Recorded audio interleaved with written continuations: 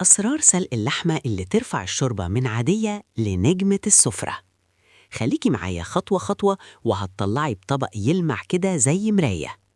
أول حاجة، الصدمة الحرارية، سر الطعم. ما تنزليش اللحمة في المية على طول، شوحيها الأول في حلة سخنة جدا مع معلقة سمنة صغيرة أو فص مستكة لحد ما تاخد لون ذهبي حلو كده. انتي حبستي العصارة جواها والطعم بقى تقيل وغني. المية لازم تبقى بتغلي، لو مش هتشوحي يبقى لازم المية تغلي غلوة محترمة. المية الباردة زفارة زائد ريم كتير، المية السخنة شوربة نظيفة وطعم مظبوط.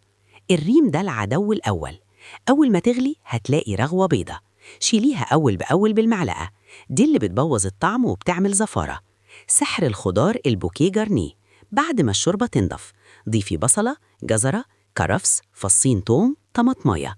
الطماطم هنا بطلة، بتسحب أي زفارة وتدي لون حلو. البهارات الصح حصى مش مطحونة، حطي ورق لورا، حبهان، كبابة صيني، فلفل أسود حب. المطحون هيغمق الشوربة، الحصى يدي طعم من غير ما يبوظ الشكل.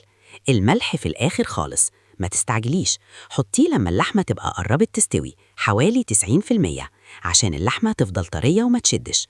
نار هادية يعني لحمة بتدوب. بعد الغليان وطي النار خالص، السوى الهادي بيخلي اللحمة زي الزبدة، النار العالية لحمة ناشفة ومفتلة.